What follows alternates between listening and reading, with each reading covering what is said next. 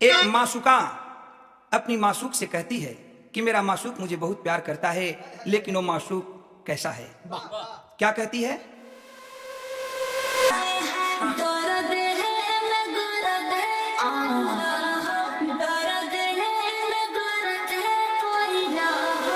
तरक तो बड़ी पुरान लगल, लेकिन गीत का लहर आज भी बनल। कौन गीत हम DJ Pankaj Badipur, DJ Pankaj Badipur, DJ Pankaj Bandipur.